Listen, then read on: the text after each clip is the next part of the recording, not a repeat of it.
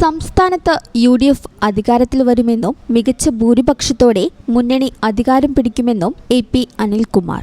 മലപ്പുറം ജില്ലയിൽ ഉൾപ്പെടെ UDFന് അനുകൂലമായ കാറ്റാണ് വീശുന്നതെന്ന് അദ്ദേഹം മാധ്യമങ്ങളോട് പ്രതികരിച്ചു. സംസ്ഥാനത്തുടനീളം വലിയ രീതിയിലുള്ള മുന്നേറ്റം UDF ഇത്തവണ കാഴ്ചവെക്കുമെന്ന് അദ്ദേഹം പറഞ്ഞു. പ്രത്യേകിച്ച് മലപ്പുറം ജില്ലയിൽ ആധിപത്യമുറപ്പിക്കാൻ മുന്നണിക്ക് സാധിക്കും. ജില്ലയിലെ 16 മണ്ഡലങ്ങളിലും UDF വിജയിക്കുമെന്നാണ് അദ്ദേഹം അവകാശപ്പെടുന്നത്. ജനങ്ങളുടെ പ്രയാസങ്ങൾക്കും ദുരിതങ്ങൾക്കും അവസാനം കുറിക്കുന്ന കേരളത്തെ സംബന്ധിച്ചിടത്തോളം നാളെ ഒരു സുദിനമാണ്. ഈ ഗവൺമെൻറ്റിൻ്റെ ഭരണം അവസാനിപ്പിച്ചുകൊണ്ട് UDF ഗവൺമെൻറ് അധികാരത്തിൽ വരുന്നതിന് ജനങ്ങൾ നൽകുന്ന പിന്തുണ അത് എത്രത്തോളം വലുതാണ് എന്ന് നാളെ പ്രഖ്യാപിക്കുന്ന ദിവസമാണ്. UDFനെ സംബന്ധിച്ചിടത്തോളം നാളെ ഒരു വലിയ സുദിനം തന്നെയാണ്.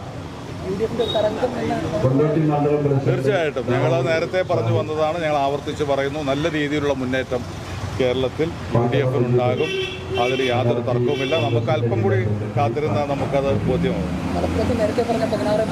മലപ്പുറത്തെ 16 17 പറ്റില്ല, 16 സീറ്റുള്ളൂ. അതുകൊണ്ട് ആ 16 വലിയ ആത്മവിശ്വാസം തന്നെയാണ്. 100%.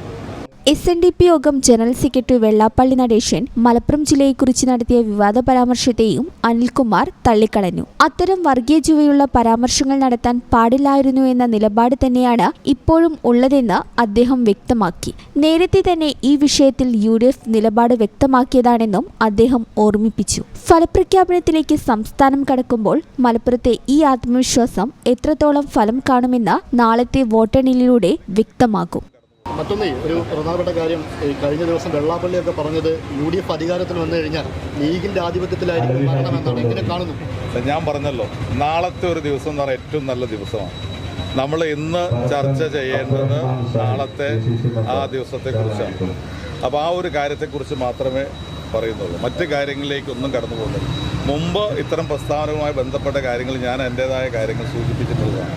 ഞാനെപ്പോഴും നിൽക്കുന്ന അവിടെ തന്നെ, ഞാനത് ആവർത്തിച്ച് പറയുന്നില്ല. അല്ല, ഞാൻ പറഞ്ഞല്ലോ, ഞാൻ അതിനകത്ത് അത്തരം കാര്യങ്ങൾ വന്നപ്പോൾ മലപ്പുറത്ത് കാര്യങ്ങൾ ഉൾപ്പെടെ ഉള്ള പരാമർശങ്ങളിൽ ഞാൻ എൻ്റേതായ അഭിപ്രായം വ്യക്തമായി രേഖപ്പെടുത്തിയിട്ടുള്ളതാണ്. അത്തരം പരാമർശങ്ങൾ നടത്താൻ പാടുള്ളതല്ല എന്ന നിലപാട് തന്നെയാണ് അന്നും ഇന്നും എൻ്റെ അടുത്തുള്ളത്. ഈ ചാനൽ ന്യൂസ് മലപ്പുറം.